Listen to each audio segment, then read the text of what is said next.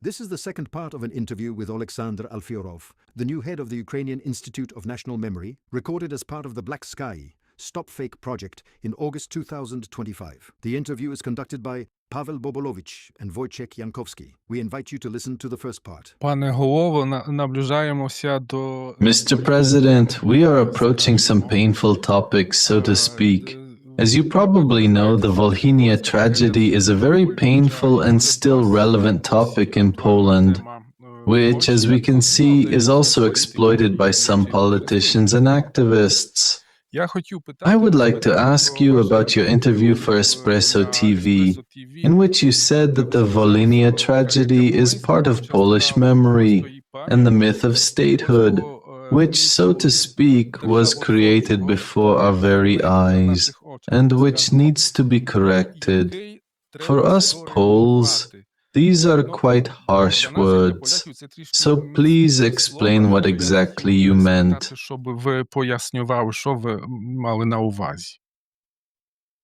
Безперечно, коли ми спілкуємося з журналістами, то ми маємо розуміти, Of course, when talking to journalists, we must understand that the audience we are addressing uses different terminology, both Polish and Ukrainian. Therefore, of course, if I said something about the history of France and Great Britain without taking into account their common historical heritage, it would be a similar story for the Ukrainian audience. What I mean is that we are currently seeing how the topic of the Volhynia tragedy is increasingly overshadowing other tragic chapters in the history of Poland as a country victim of World War II. Perhaps this is not pleasant, but as the president of the Ukrainian Institute of National Memory, I was saddened for another reason. A few weeks ago, another meeting of the Rehabilitation Commission was held, at which the victims of the Katyn massacre were rehabilitated. And for some reason, this did not interest the Polish side, even though we provided official information about 22 rehabilitated citizens of the Republic of Poland. You know, if I were allowed to dream, I would be very happy to imagine a joint meeting between Jerzy Giedroyc, Pope John Paul II, and President Lech Kaczynski. I believe that these three leaders would explain very well to all of us what needs to be done and how. Волинська трагедія – це історія. The Volhynia tragedy is a story that has no single answer, because there is no single cause and it does not fit into a single chronological framework. It is easy to make generalizations by hiding behind the two words Volhynia tragedy, or as the Poles say, Volhynia massacre. But what lies behind these words is very difficult to explain, and apparently some people believe that there is no need to explain it, both among Ukrainians and Poles. Today, it is really difficult for us to understand when it started, why it started, who started it. We can go far back in history, all the way to Bolesław Chrobry, who, according to legend, sharpened his sword on the Golden Gate in Kiev. But that is not the point. We are not children to determine who started it first. We are adults who should understand what needs to be done now to secure our future histories, our common future. Люди, яким треба розібратися, а що тепер робити, так, щоб це було запобіжником для наших майбутніх життєвих історій, для нашого майбутнього в цілому. The Volhynia tragedy is part of the contemporary memory of Poles, alongside the miracle on the Vistula, the two uprisings of the 19th century, Katyn, the Warsaw Uprising, and the crash of Lech Kaczynski's plane. These are elements of memory. I would like the Polish nation to understand that Ukrainians also have their elements of national memory, which form the basis of their national myth, in a positive, constructive, state-building sense. Позитивного, конструктивного державного продукту. Добре, то може я ще буду далі питати, бо ви сказали... Okay, let me explain this in more detail. You mentioned this myth and different attitudes. You are undoubtedly aware that in Poland, figures such as Stepan Bandera and especially Roman Siukiewicz are considered extremely negative. Black characters, people with blood on their hands. Perhaps this is not entirely true in the case of Bandera, but in the case of Siukiewicz, undoubtedly. You said that you consider him a national hero of Ukraine, while for Poles he is, forgive me, a butcher or head of butchers. How can these two positions be reconciled? How can Poles understand this? You said a moment ago that we can go back to Boleslav Chrobry, but the problem is how to move to another level. If, say, the Mongols consider Genghis Khan a hero of Mongolia, there is no problem with that, because no one remembers the blood of neighbors, children, etc. that was shed. I have spoken many times with Poles who lost their entire families and all their neighbors in one night in Volhynia. For them, it is the worst tragedy of their lives. And for them, there are no nuances. For them, everything is simple. They were butchers. And Roman Siukiewicz, we are talking about Volhynia and other regions of Ukraine, was their leader. Інші частини України, це був їхньою головою.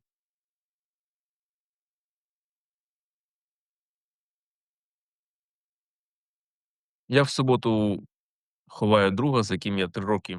On Saturday, I will bury a friend, an officer with whom I served and lived for 3 years.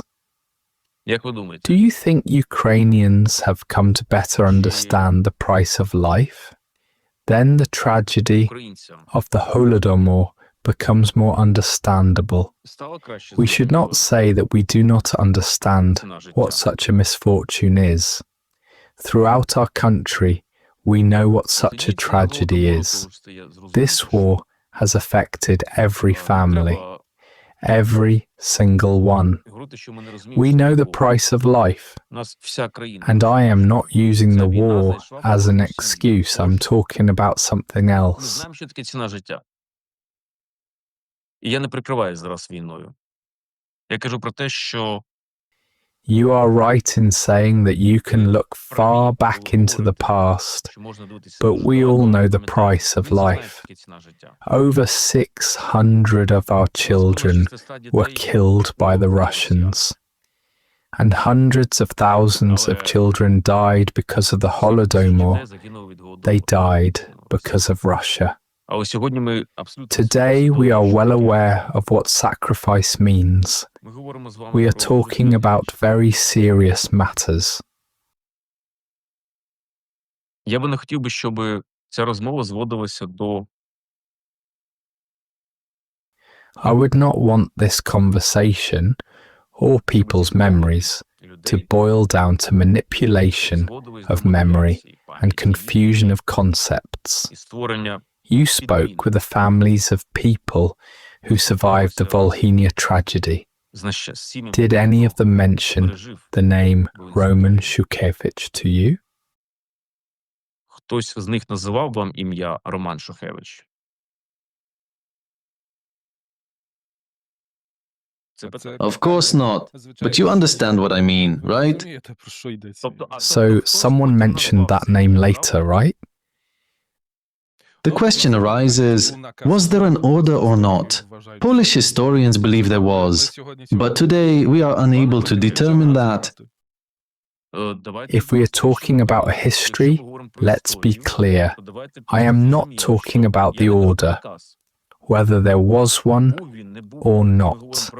I am talking about reality. Today, all Ukrainian families know who gives orders to destroy our country by killing civilians. It is Vladimir Putin. And when we talk about the tragedy that took place in Volhynia, and not only in Volhynia, because Pużniki is Galicia, we must understand the reasons.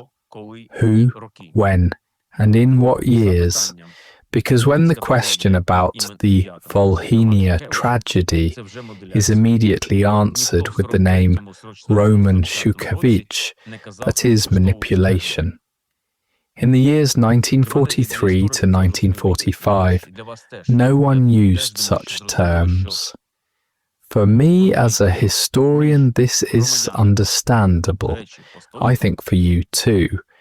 Conflicts between citizens of the Republic of Poland took place in different periods and had completely different emphases.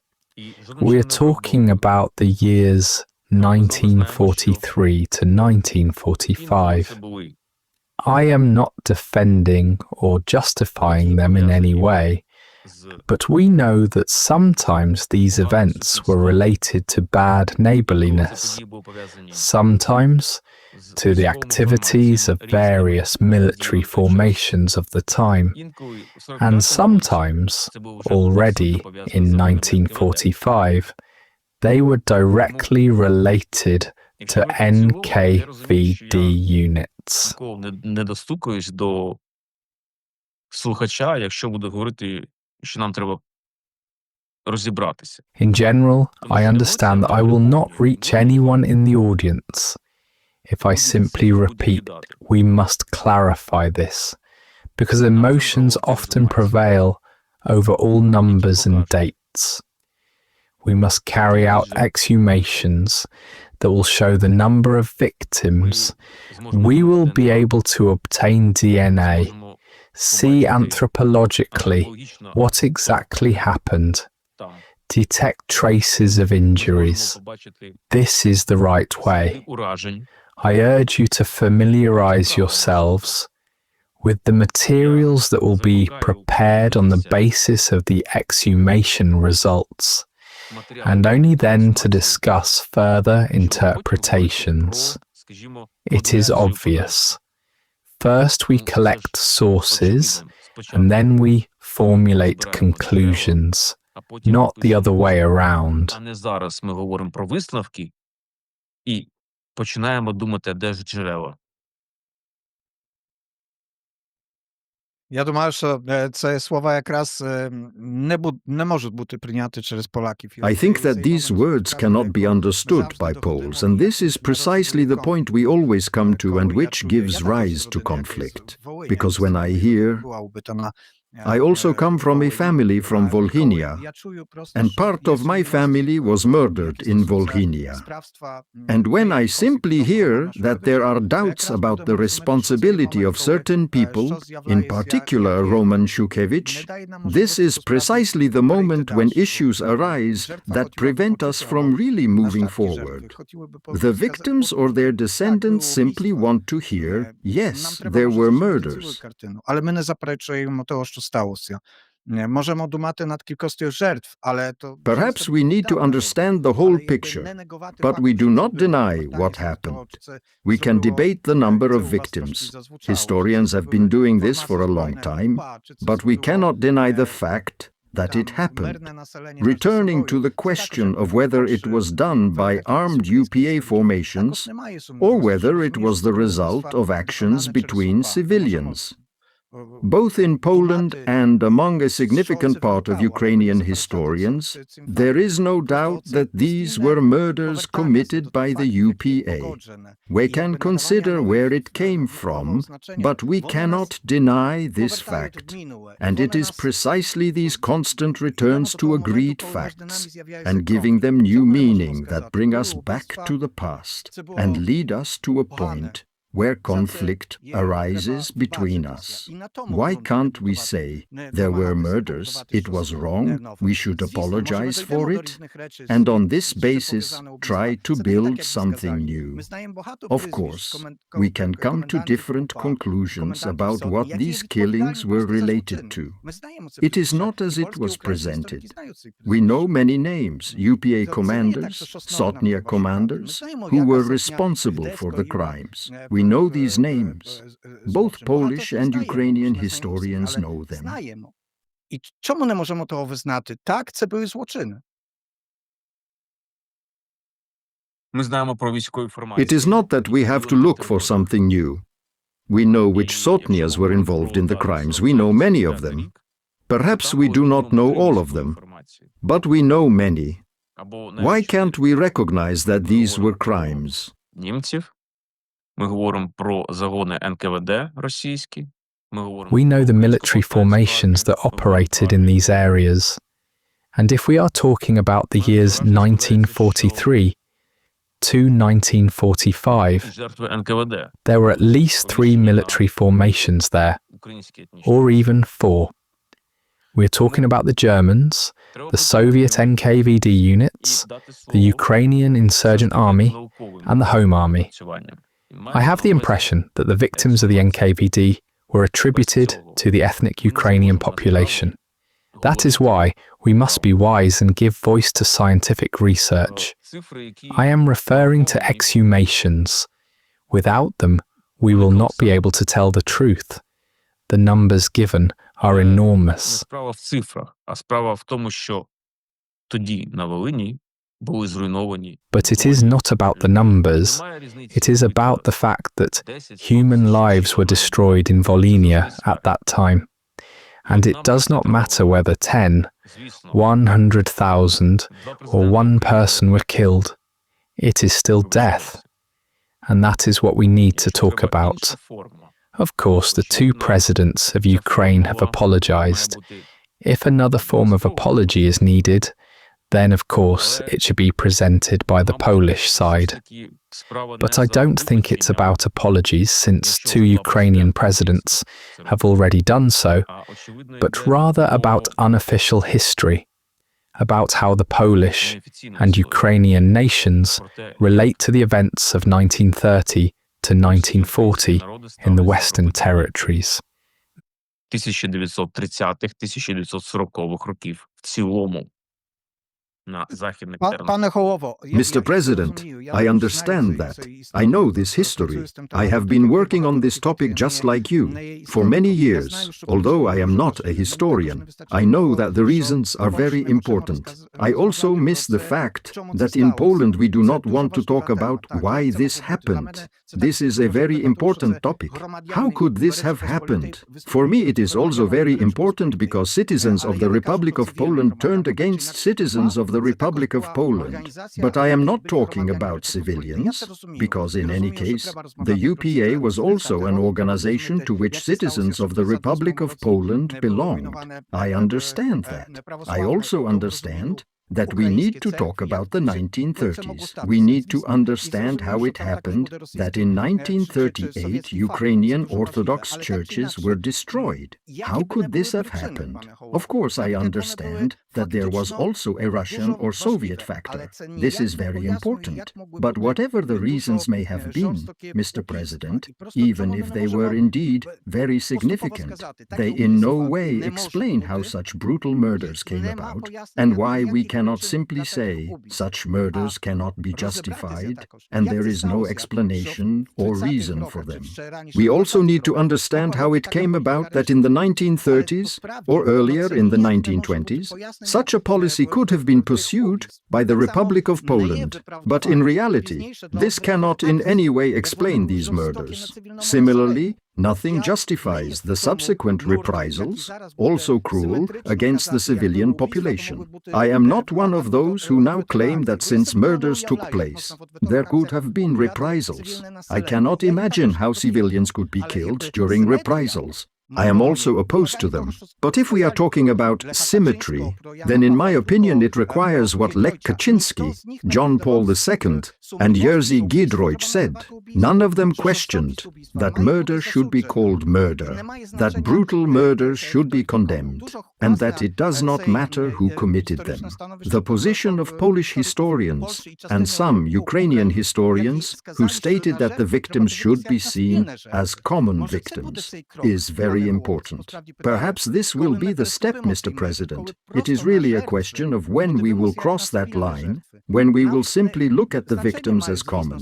Even the number of victims is of course less important, but in any case, it must be understood that every victim deserves to be remembered. And maybe that's how it should be. І ви праві. You are absolutely right. You are right, because in Ukraine today, people understand very well what a victim is. Not from textbooks, not from movies where beautiful actors suffer on screen. We see it with our own eyes. A few days ago, a week ago, I was collecting the remains of Shahed in my garden. I live in a single-family house in Kyiv. I have 5 children, including a 1-month-old who wakes up, just like my 3-year-old daughter, from the explosions. I don't know if a film about World War II can replace that feeling for a Polish citizen. The situation here is extremely difficult at the moment. We understand what victims are. And when we talk about Volhynia, we are undoubtedly talking about victims. We have to approach this from a human perspective. And that is why you are absolutely right. It does not matter how many people were there.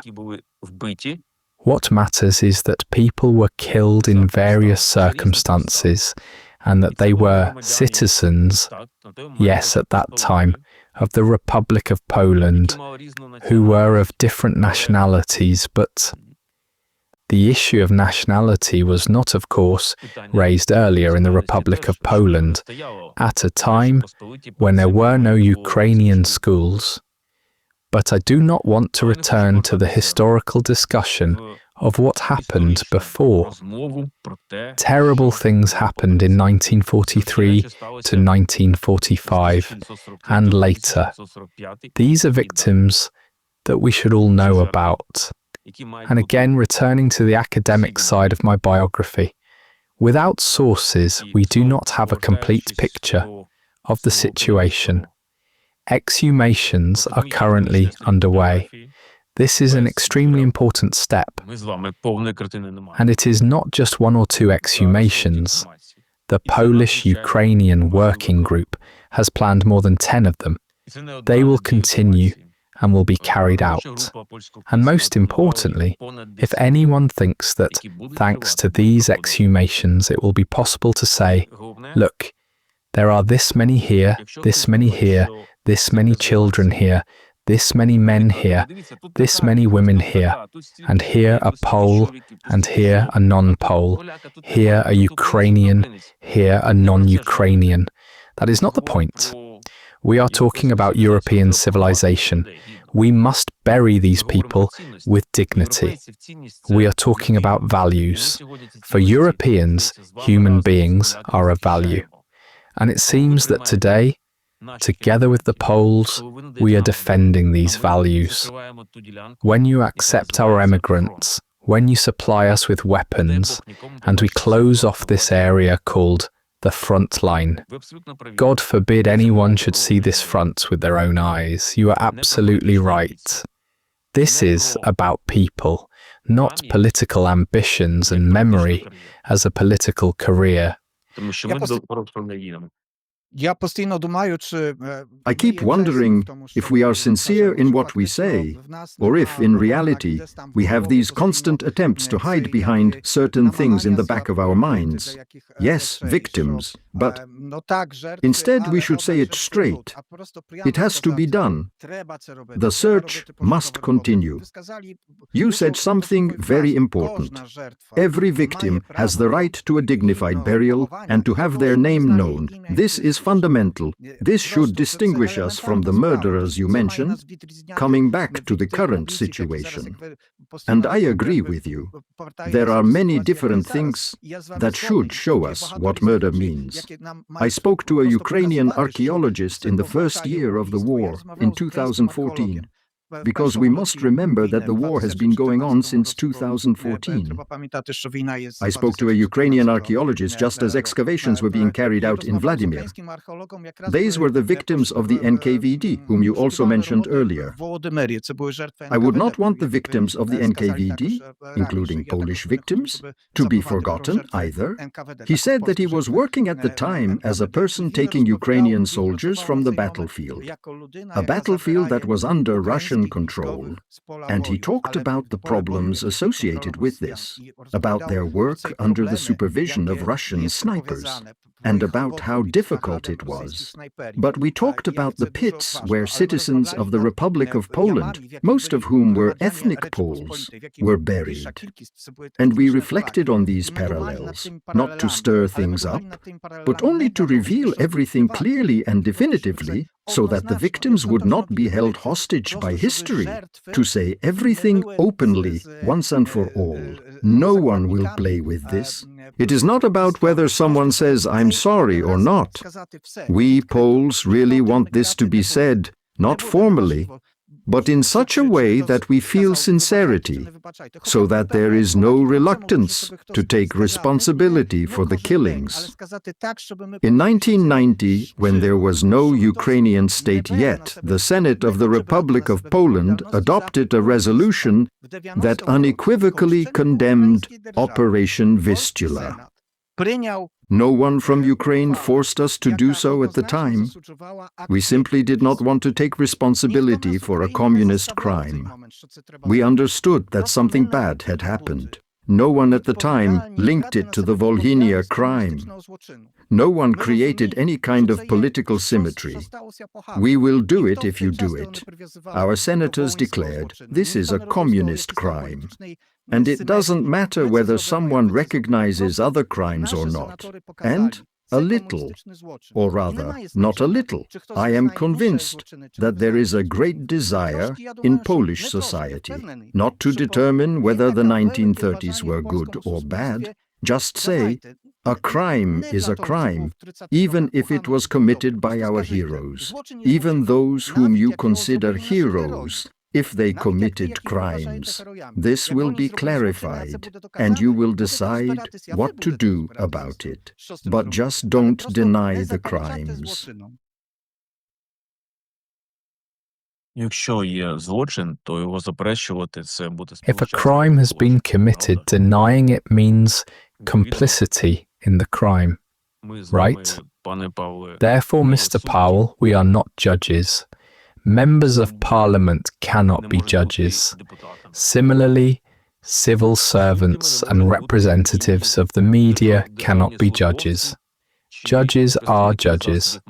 That is why we, as civilized people, understand perfectly well that the average citizen of Ukraine or Poland cannot be a judge in matters of important historical issues.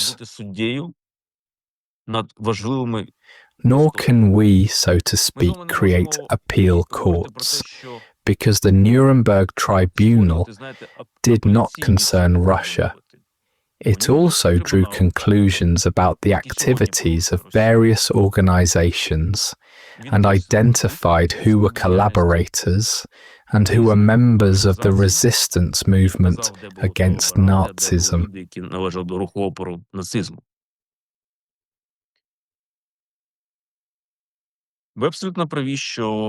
You are absolutely right. If a crime has been committed, then responsibility must be taken for it. Once again, let's leave that to the judges. There was no such term in the Nuremberg Tribunal. На Нюрнберзькому трибуналі цього визначення не було.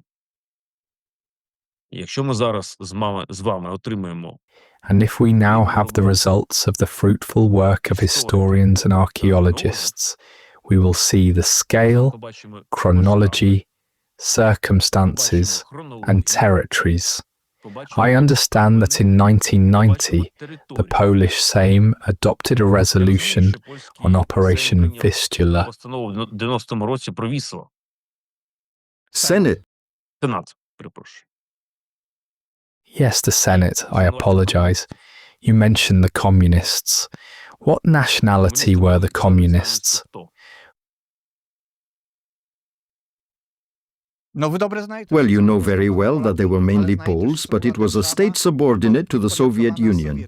And this order, related to Operation Vistula, was carried out jointly with the Soviet side. I have not heard of anyone trying to hold Soviet Ukraine responsible and blame it for the NKVD killings. I understand that we condemn this together, and there are no problems here, right? Yes, that's right. Yes, I hope so. I hope so. Although I must say, Mr. President, that when I look at political practices, I am a little concerned. At some point the question may arise, is Ukraine still responsible for the NKVD terror? You are now talking about the nationality of those who carried out Operation Vistula. That is how it sounded. Or maybe the Poles are responsible for Operation Vistula. Listen, you and I don't mean what you said. Absolutely not. You and I are talking. You see, sometimes terminology is very convenient. They say that the communists did it, but in Volhynia, who? Citizens of the Republic of Poland, if we are to speak without restrictions. That is why we need to establish terminology today, because I also understand that Polish and Russian communists are responsible for Vistula, and there were, of course, Ukrainian communists there as well. Well, someone was pursuing this policy here, weren't they? That is why terminology is something that our countries still need to work on. And that is also very important, and it should be left to our historians.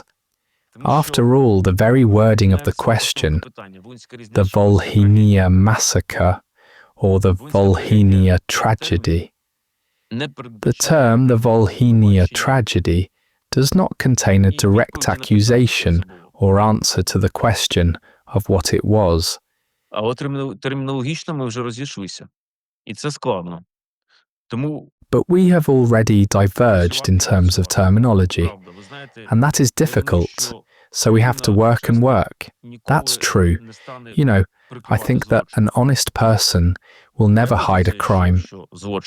My position is this: if a crime has taken place, we must talk about it. If we have offended someone, we will apologize. If you have offended someone, you will apologize.